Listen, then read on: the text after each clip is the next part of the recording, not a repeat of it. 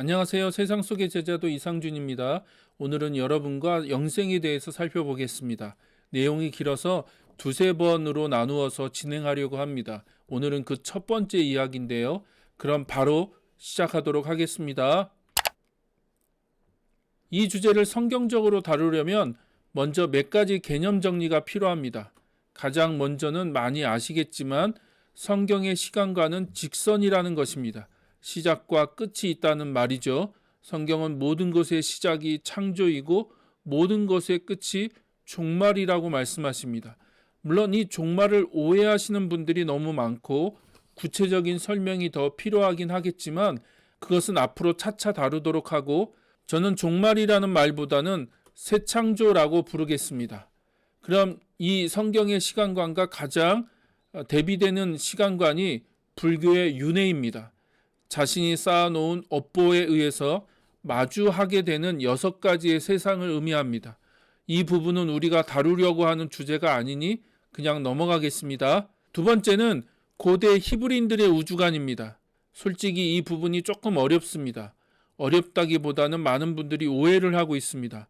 간단히 설명해 드리자면 고대 히브리인들은 하늘이 천장처럼 되어 있다고 생각했고 거기에 해와 달과 별이 주렁주렁 달려있다고 여겼으며 그 하늘 위에는 물이 있다고 생각했습니다. 또한 그 하늘과 연결되어 있는 땅이 있고 땅 밑에는 죽은 자들이 가는 스올이 있다고 생각했습니다. 근데 이 스올은 지옥을 의미하지 않습니다. 어떤 분들은 스올이 지옥이라고 가르치는데 그렇지 않습니다. 더불어 진짜 땅 밑에 그런 공간이 있는 것도 아닙니다. 앞에서 설명했듯이 구약의 히브리인들이 사람이 죽으면 땅 밑에 있는 스올이라는 곳으로 간다고 생각했다는 것이지 실제 그런 공간이 있는 것이 아닙니다. 대신 이런 고대 히브리인들의 우주관을 통해서 두 가지를 꼭 기억해야 할 내용이 있습니다. 첫째, 구약 성서에서는 내세에 대한 이야기가 자주 언급되지 않는다는 것입니다. 다른 말로 하면 내세를 명확하게 다루지 않는다는 것입니다. 이것은 대부분의 구약학자들이 동의하는 부분입니다. 그렇다고 영적인 세계가 전혀 없다는 말은 아닙니다. 예를 들어 하나님이 계시는 하늘과 영적인 존재인 천사도 자주 성경에 등장하죠. 그러나 하나님이 계신 하늘은 하나님의 영역이지 인간의 영역이 절대 아닙니다. 인간은 철저하게 창조 세계 안에서 살아가야 합니다.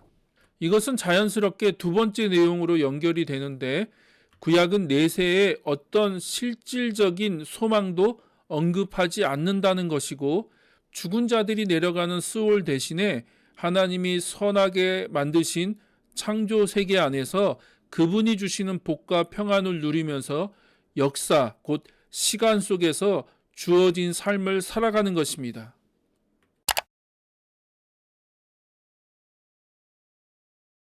창세기 1장은 이것을 하나님의 형상으로 묘사하고 있습니다.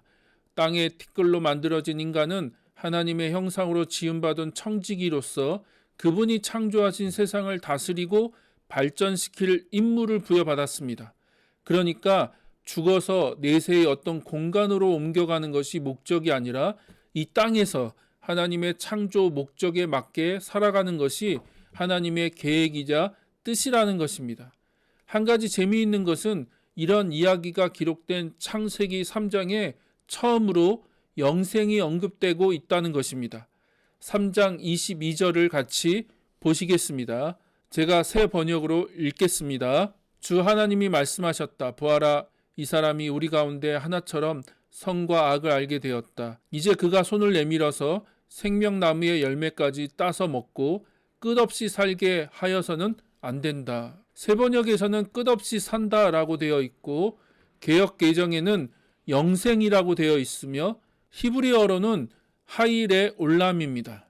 여기서 하이는 산다라는 의미를 가지고 있고요. 올람은 영원히라는 의미뿐만 아니라 시대, 고대, 계속, 오랜 시간, 영구적으로라는 의미도 있습니다.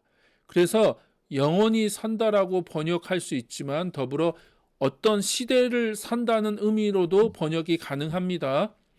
그렇다면 이 영생은 죽어서 가는 천국에서 영원히 사는 것을 의미하는 것이 아닙니다.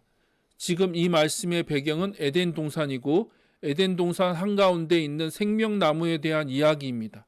하나님의 원래 계획은 그분이 창조하신 세상 안에서 하나님이 베푸시는 생명을 맛보며 그분이 온전히 다스리시는 시대를 누리는 것이었습니다.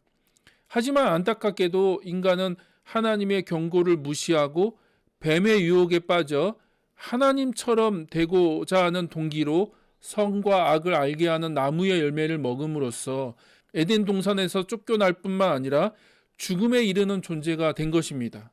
나중에 더 자세히 설명드리겠지만 이 생명나무가 요한계시록 22장에 다시 등장합니다. 그리고 요한계시록 21장과 22장은 새하늘과 새 땅에 대한 말씀입니다. 이것은 우리가 땅에서 하늘로 옮겨가는 것을 말씀하시는 것이 아니라 창세기 1장, 2장에 기록된 처음 창조의 모습으로서의 온전한 회복이 이 땅에서 이루어질 것이고 우리는 이 땅에서 하나님이 베푸시는 하나님 나라의 생명을 온전히 누리며 살게 될 것이라는 것입니다. 정리하겠습니다. 영생은 단순히 땅에서 하늘로 올라가서 그곳에서 영원히 사는 것을 의미하지 않습니다. 진정한 영생은 이 땅에서 이루어질 것이며 하나님 나라의 완성 혹은 새하늘과 새 땅으로서의 온전한 회복을 통해서 하나님이 만드신 이 창조 세계 안에서 육체를 입고 누리게 될 것입니다. 여러분이 먼저 이것을 잘 정리하셨으면 좋겠습니다. 그래야 영생에 대한 두 번째 이야기를 나눌 수 있을 것입니다.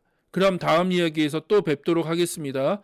구독과 좋아요, 알람 설정을 부탁드리고요.